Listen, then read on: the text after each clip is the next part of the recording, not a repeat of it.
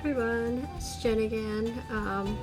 Sorry for not updating last week. I got some type of a flu that I was pretty sick for 3 days, and I've just been trying to kind of catch up with life since then.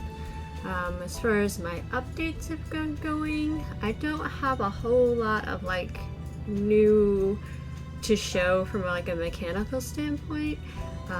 I've been spending most of my free time creating those dialogue conversations that I talk about. It takes me a long time to write, so I did go through and decide that I wanted to kind of add the whole logic, power, empathy system that I have for all my other games to kind of help keep track of player choices to the tone of kind of the player's persona, so that the characters can have a little bit of a reaction to how the player has a tendency to answer these kind of multiple choice questions. So I did go through and add that. I have to add a screen, I think, so that the player can kind of track how their personality is developing in case they want to do a playthrough where they want to have a certain tone to their persona. They will be able to see that progression. Right now, I thought I would just go ahead and test some of the bond mechanics now that I've added in these conversations for the elite units. I also went ahead to the combat, and I've decided to kind of buff the skill triggers to also be increased by the bond levels. So let's go ahead and test and see how this is doing. I think it'll be a good enough kind of boost along with the bond bonuses that you get towards your player skills or commander skills. I think in addition to those commander skills, the elite units needed a little bit of more oomph to their to their own skill triggers. So I'm gonna go ahead and start. This is just a testing file that I made for myself. So in the script here, I went ahead and jumped to this location because here you can just kind of do as many battles as you want as long as you have that feature unlocked, which is what this is. I went ahead and gave the player all the characters that I want to test in their army. I went ahead and made the players the hero level 5 so that you would have all the skills unlocked, and then I went ahead and increased all the character loyalties so that I would be able to have access to increasing their bond level. So let's go ahead, just for comparison, we're going to put in these units, and I guess I didn't give myself enough fodder units, so I'm just gonna have to deal with the penalties of not having good faction and elemental bonuses here, so that's not great. Double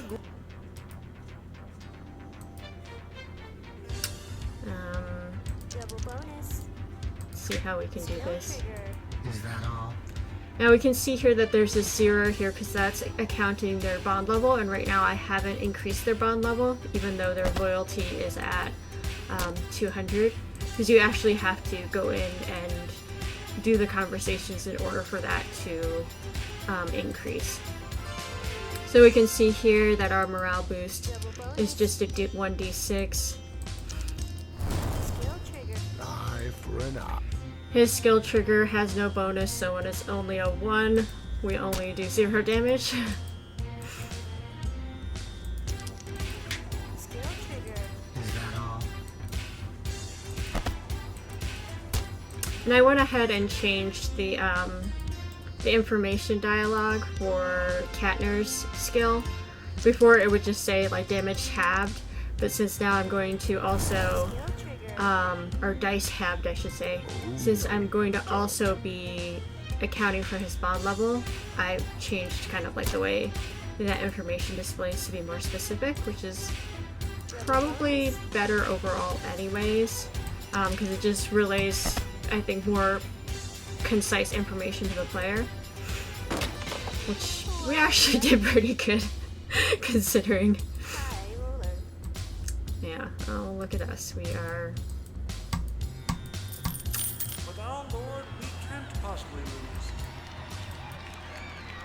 Alright, so let's go ahead and talk with the companions. My lord.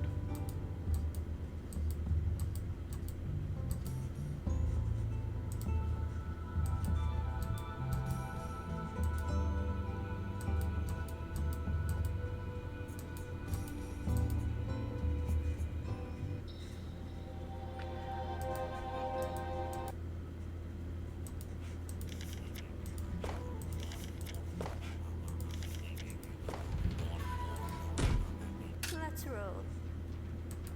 Our saint watches over us. So now that we have a bond level 1, if we were to trigger Ruwin's skill, he should get a plus to that.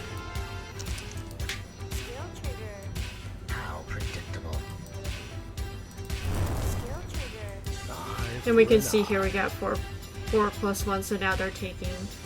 Oh no, they're not taking 5 damage though. Let's see...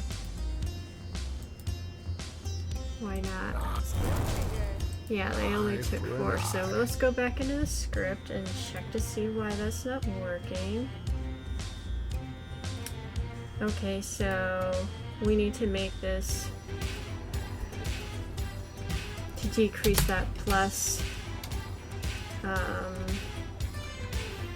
Or actually what we'll do, what's that supposed to be? Flame wall damage plus Ruin's bond. Okay, so that's misleading. I need to change that. It did actually do plus the bond, but that's not how it displayed, because I actually did that here. So what we'll have to do is we'll have to make it a new thing. So let's go ahead and create like this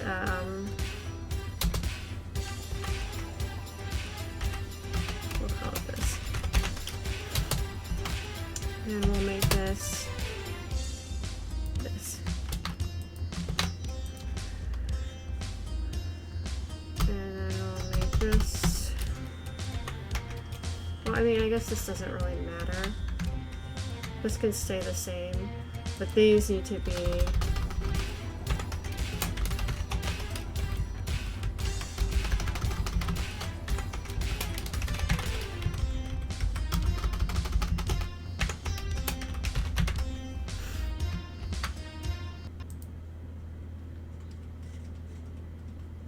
oh goodness. Did that get screwed up? We're just missing that parenthesis. An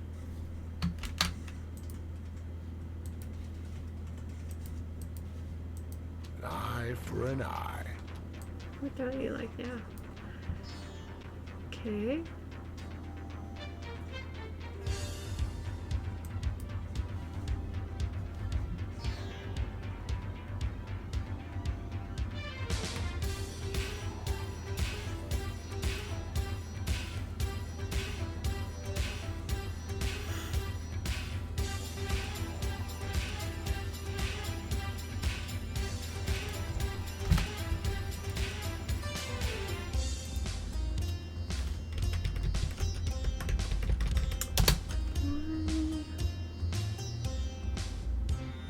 I didn't like that. Do I have to go back further? Skill trigger.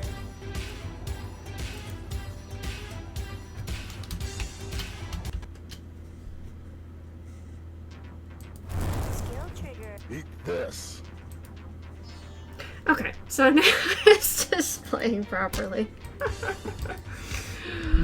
Oh god. I just had to back up the script that the game was playing from so that it would go back to this line 9, because I guess it was like probably down here at like line 14. Fun stuff. So now it looks like the information is displaying correctly anyways. Skill trigger. Eat this. And so yeah, 2 plus 1 equals 3. That's taking into account his bonus and also displaying the bonus properly.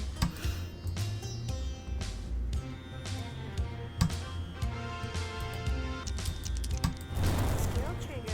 Oh, no, you don't. Given that we have like 3 elite units, I was afraid before that the HP bonus that some of the characters sacrifice their number-sided dice in order to have more health. I was afraid that the health didn't make enough of an impact, but in this case where we have like kind of 3 glass cannon characters who are winning the skirmishes, they're the ones who are doing damage. When you have a character like Ruwin who does like this retaliation damage, it actually ends up being that you can still win even if you're like constantly losing, because you just have so much more health than the enemy. Skill trigger. Oh, no. Especially now that he's got a bonus to his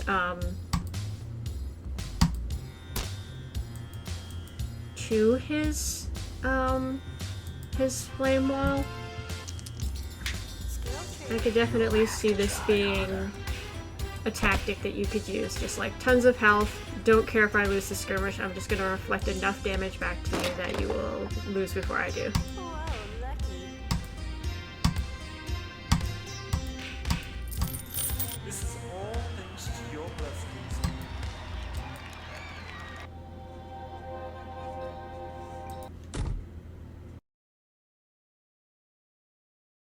Look at our status again. Okay, we're level 4 there, level 4 there, level 4 there. Good, and let's go ahead and request a friendly match. You know, we're gonna go ahead and put some water units in here because Lore's special is only triggered by other water units, so this will be a good opportunity to test and make sure his Let's roll. bonuses are working properly and displaying properly. Our saint watches And we have quite an elemental bonus here with it being a level 4, so this should be interesting. Skill trigger. Allow me to assist. So I think that was, he has an ability that can either triple or double a character's dice, so I think that was a double plus his level 4 bond.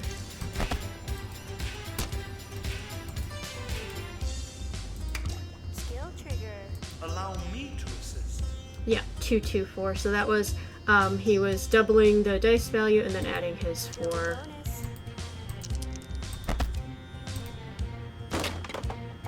Which, funny enough, with his skill, it actually triggers before your, before the script to check to see if your character's got a double or a triple. So that knight getting his affinity bonus changed his dice roll to an 8, which actually made it a double with the thieves, which is why they both got 16. So it was kind of like a boost on top of a boost that ended up making this a double bonus, which just kind of annihilated the enemy in one blow. Pretty lucky. But yeah, that's what happens when, I guess, the ability stack. All thanks to your blessings. So that looks like it is displaying properly, which is good. Let's go ahead and try these two and see if theirs is working. I think we fixed Ruwin's. Let's just make sure that Better run while you Katnir's is can. working properly. Double bonus.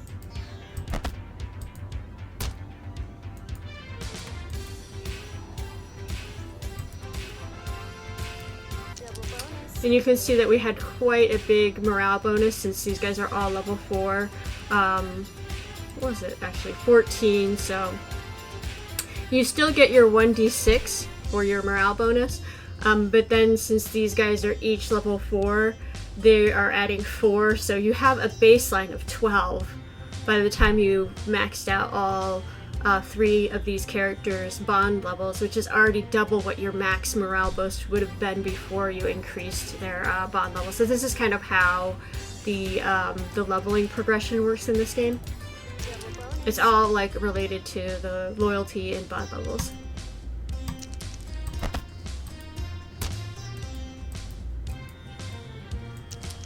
Double bonus.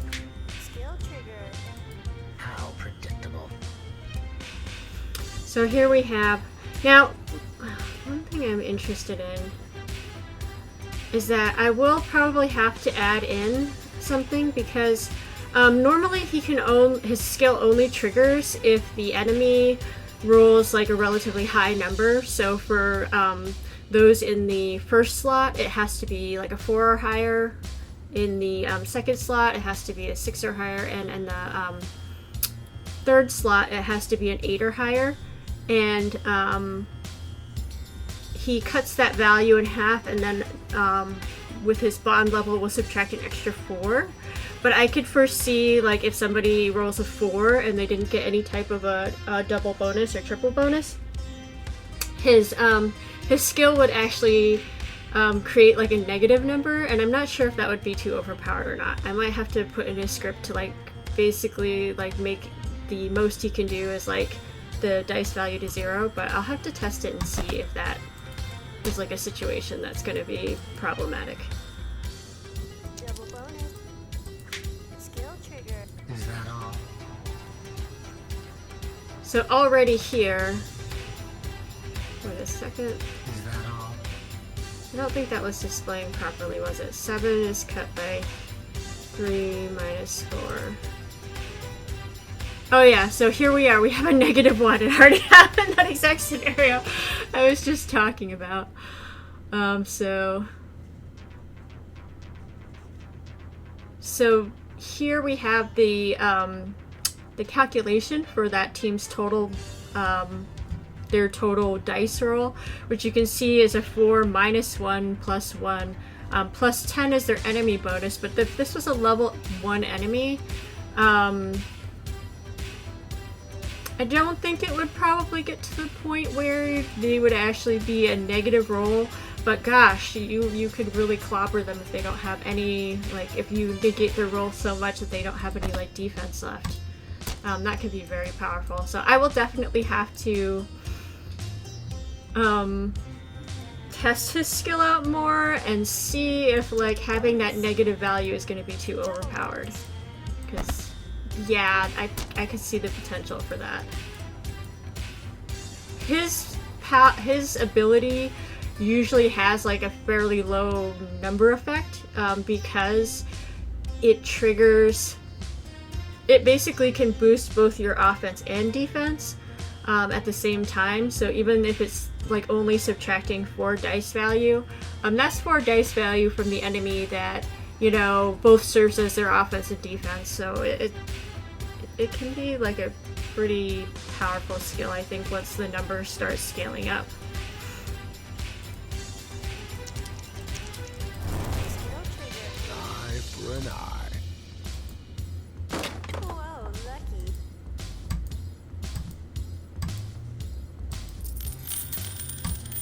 As expected, a decisive victory.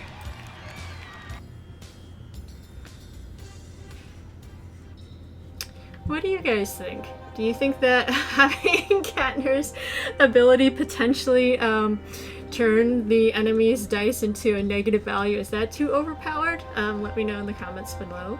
Thanks for watching, and yeah, I hope that you guys are all having a good week. One last thing I should mention, just in case anybody else runs into this problem. One thing that I've noticed as I've been making this game in comparison to some of my older ones, when this game is like making files, let's see if it's in the battle folder. So it's making these RPYC files, these little temporary files, and I've noticed that, you know, in the past, those those, what did I just say they were? RPYC files, didn't really have like much of an effect when I would like change my programming and stuff.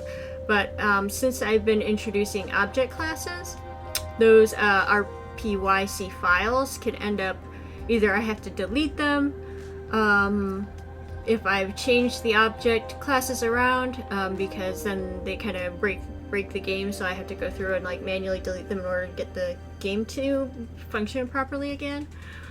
Or in the case of like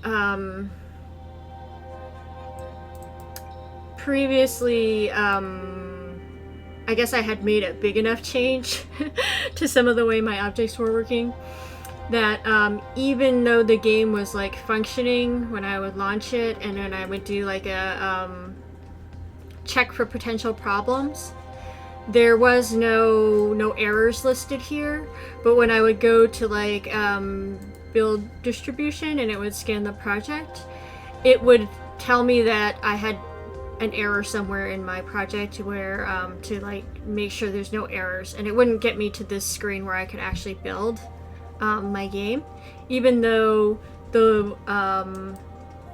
I couldn't find any errors and the game was like running properly.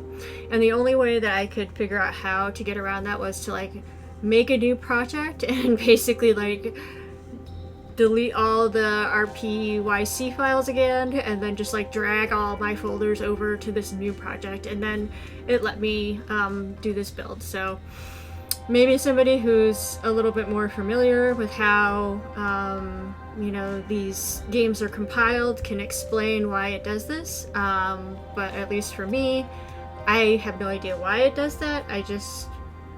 The only way that I was able to figure out how to get around it was to start a new project, and just without any of those temporary files having been made.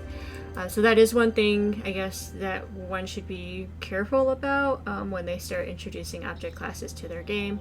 If you make a lot of changes to those object classes, I guess at least in the point of development where I am right now, it's better to not make a bunch of changes to those object classes. So try to make sure you've got all the properties that you need, and that, you know, your object properties are, I guess, doing their job before you get too deep into your project. Okay, that's all I've got for now. Enjoy the process, and thanks for watching and following my progress. Okay, take care. Bye bye.